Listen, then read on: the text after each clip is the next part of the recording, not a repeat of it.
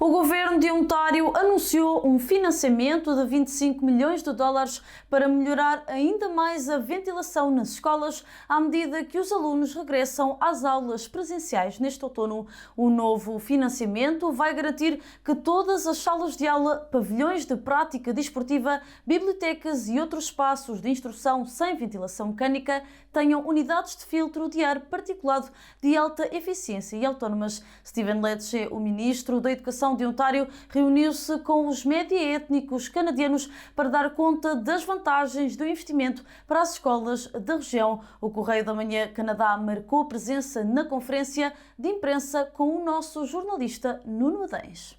Really, today I want to emphasize two takeaways for your audiences and for parents and grandparents who are very eager to see their children return to school, which we know is so positive for their mental and their physical health. The first is the plan that was unveiled by the Chief Medical Officer of Health of Ontario, Dr. Moore, was approved by him and endorsed by the pediatric hospitals of this province, including Sick Kids and the Children's Hospital of Eastern Ontario, CHEO, the two leading pediatric hospitals in Canada. They have given their stamp of approval for the program that Dr. Moore unveiled to get kids back safely to class. The second takeaway is one that is of top priority to PARM, to Premier Ford, to myself, and that is continuing to improve air ventilation in all schools, in all regions of this province. And I'm very proud that there is $600 million in active investments to improve air ventilation in thousands of schools, thousands of projects underway to not only improve the ventilation standards and the quality, but to ensure that these schools are as safe as possible for the staff, for the kids, and for their families when they go home at night. We have done a few things I think that's really critical. The first is for every elementary kindergarten classroom, any kindergarten, junior kindergarten or senior kindergarten classroom in all schools in Ontario will have additional HEPA units put in those classes, all of them. The Premier and the government announced now 20,000 additional HEPA units, which brings us to 70,000 standalone units within our schools. So our standard is in every kindergarten class, HEPA units will be deployed. In every single class and learning space in Ontario, any school that does not have mechanical ventilation or has partial mechanical ventilation, we have set the standard. Every single classroom, every learning space, a library, a gym, a science lab, every one of those spaces will now have standalone HEPA filters. And we are requiring school boards to continue to procure these HEPA units and put them into all the shared spaces across the province. So we're setting a new standard, 70,000 units in place for September to help improve the air quality of our children.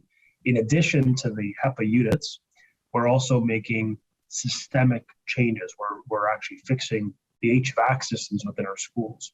And I'm very pleased to report that 100% of our schools have been had their HVAC systems inspected. I'm pleased that in all schools, they have reported an improvement to the air quality, using the highest quality filters, changing the filters more often, running our air ventilation systems more longer to allow for additional fresh air to enter our schools.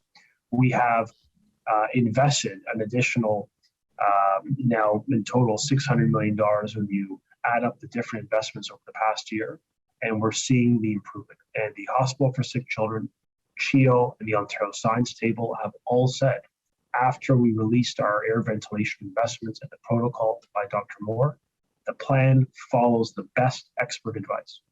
And so I understand the Delta variant, we need to be ready to adapt and to continuously step up or hopefully step down the protocol to make it even more normal. We are ready to do so. We're following the best medical expertise. But the key message I'd say today is that when it comes to air ventilation, a critical way we can improve the safety of kids and staff in schools, we're making that a top priority. We're investing more than any province.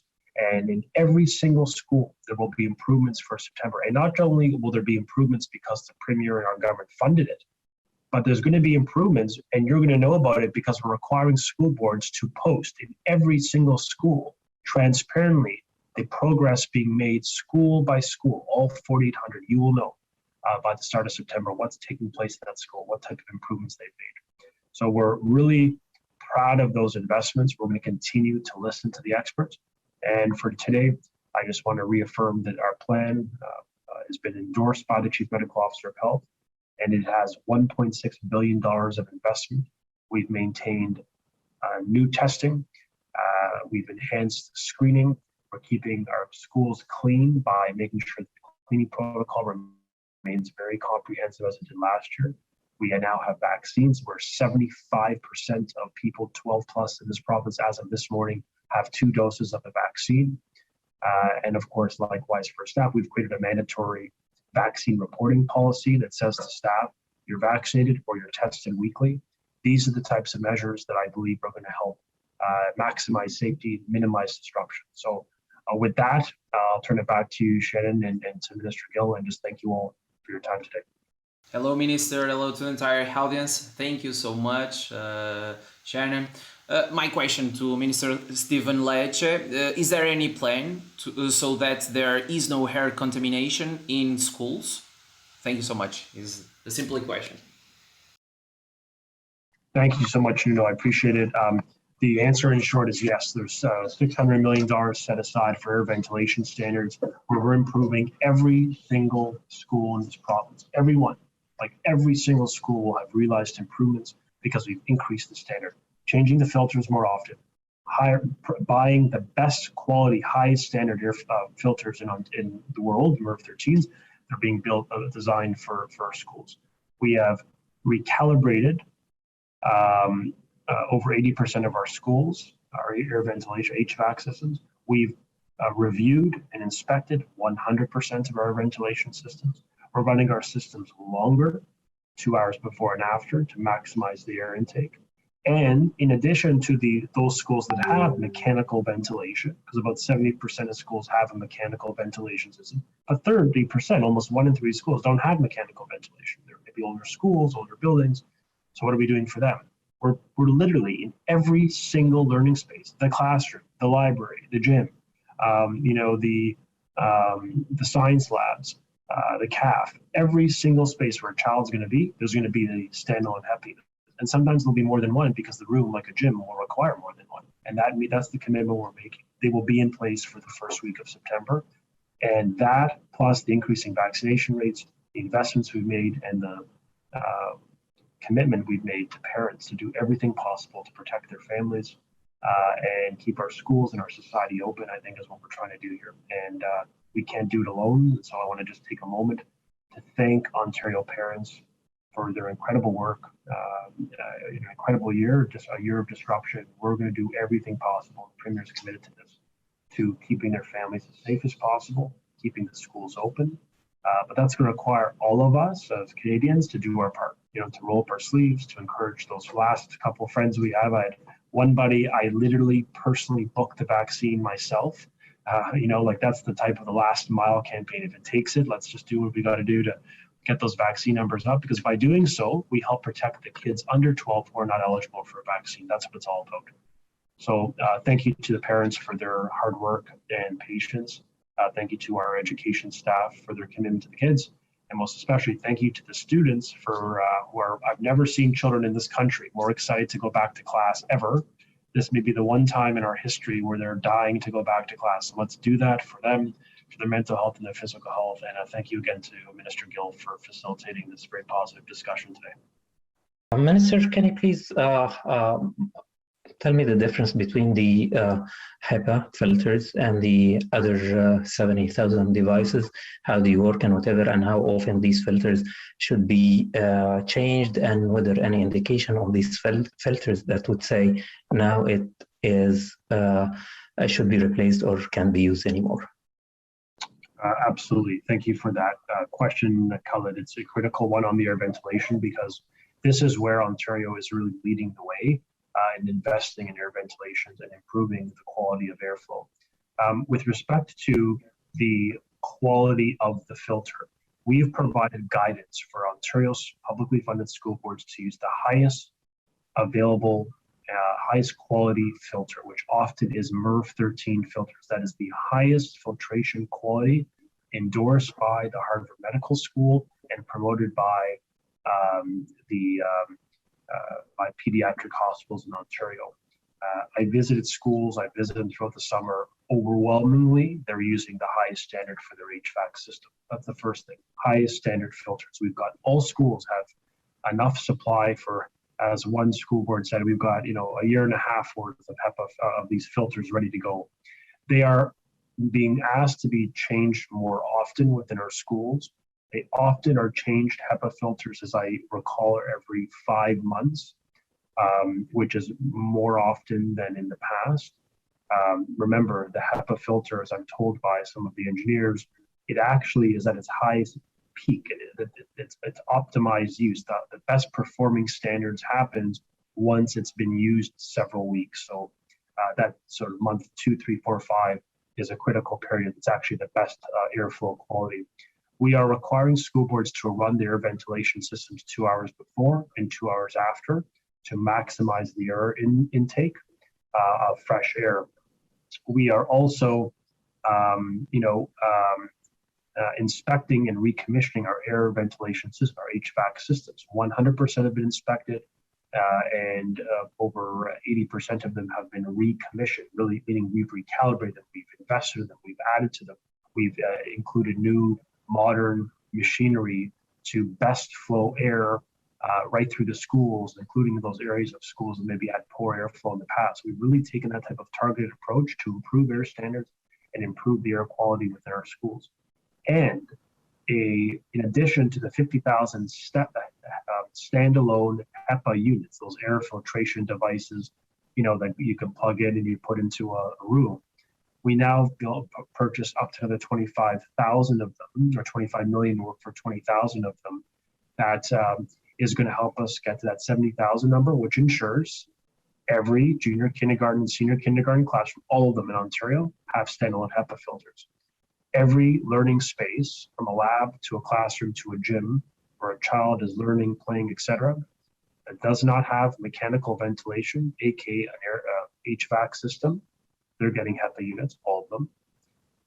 And obviously, a continued investment in maintaining our air ventilation systems, which is why we announced $29 million in June, and then $20 million just a few weeks ago. So we have just systematically been stepping up the investment, $600 million invested by our progressive conservative government. And it goes back to for us, our first principle: everything it takes, everything is on the table, whatever it takes to keep the kids safe, staff safe, and the community safe from the virus. And I think these investments, as Dr. Moore has confirmed, are going to make a difference.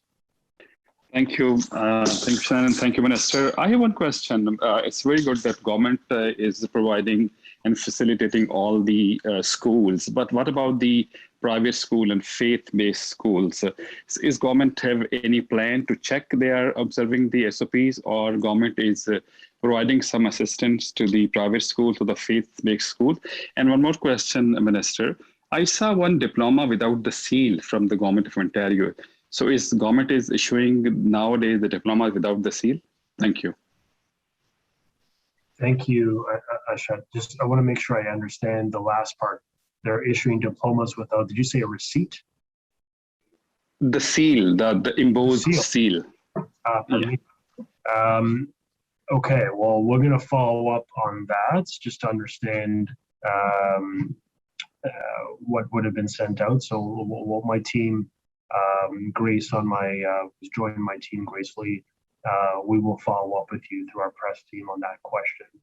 With respect to independent schools, what we provided last year to them was access to our asymptomatic testing program for free. We ensured all educators, public and private, and staff were able to get the vaccine early. We thought that was critical.